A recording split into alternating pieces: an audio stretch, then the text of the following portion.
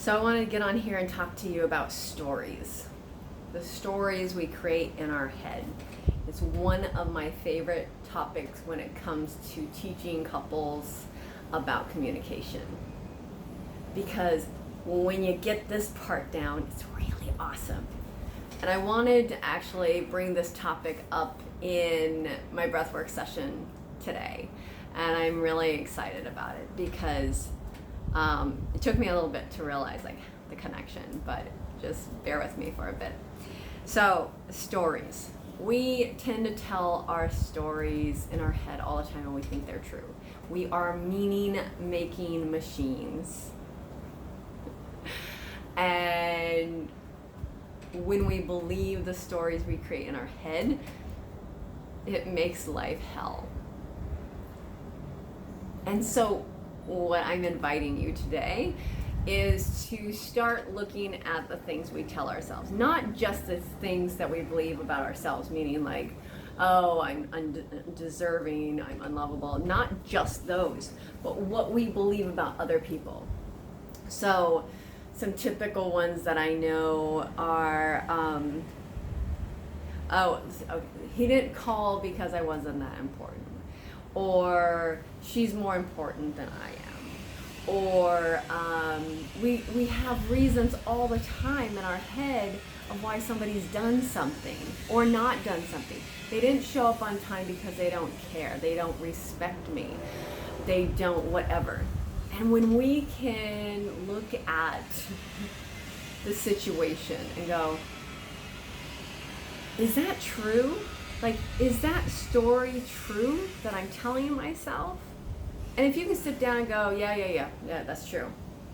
You can ask them and they can say it's true, then great, it's true.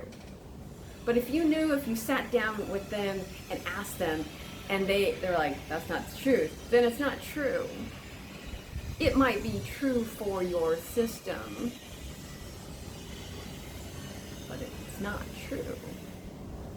And so it's really beautiful to get into our system and go, okay, is this true? Okay, so I'm going to actually give you a personal, I'm going to be vulnerable right now. And I'm going to give you a personal example. So I've had a belief my whole life that my mom loved my brother more. And believe me, I have all the proof in the world to tell you that is true. Because that's what the mind does. The mind collects data and says, see. But as I sat with that truth inside my head, that story, because it wasn't a truth, I started allowing myself to see how my mother loved me and how the way she loved me was different than the way she loved him. I won't say she loved him more or less. She loved us differently. And in my mind, as a kid and as I got older, it meant she loved him more, especially with all my proof, because I'm always proving that story to be true. But when I really looked at it, I was like, wow, she loved me this way and this way and this way, and this is how she showed her love to me. And she didn't love him that way. She loved him in ways that I wanted her to love me that way too. But it is what it is. So is it true? My little girl still has a difficult time not believing it. It's not true. But my adult mind can go, she loved me differently. She loved him differently. So it's not fully true. It's actually not true. There is a little part of me still hanging on to that, and I will admit that. But the gut of me goes, no, it's not true. But when we can distinguish the story and the truth, we become free. We don't have to believe that somebody's more important than us. We don't have to believe all the things that we believe. And how does all of this connect to breath work is what happens is when we're believing those stories. We tense, we hold our breath, we're tight in our bodies. Even in our minds, everything tightens. When everything tightens down, blood can't flow very well, we can't think very well, everything kind of slows down and holds in. That's not healthy. But as soon as we ask ourselves, is that true? Are we sure it is true beyond a shadow of a doubt? And I could actually go and ask that person and they would say, yeah, that's true. We know it's true from all the angles. You know, it's like, when we get to the even the I don't know of it, there's a relax in that. When we can get to the I don't know, it's like, wow, I don't know if it's true.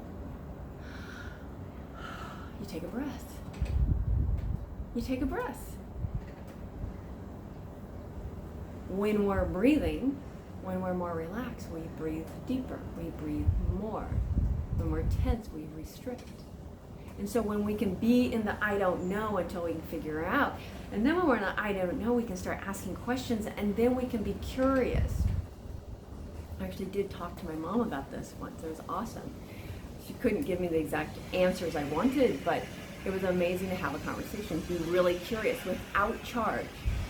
That's the key thing. It's like going to somebody and talking to them about a situation without the charge. If we're all like, okay, I'm going to be curious, but I still believe it's true, you're still going to come out as accusatory. And so when you can relax into it and really go, okay, I really believe I don't know,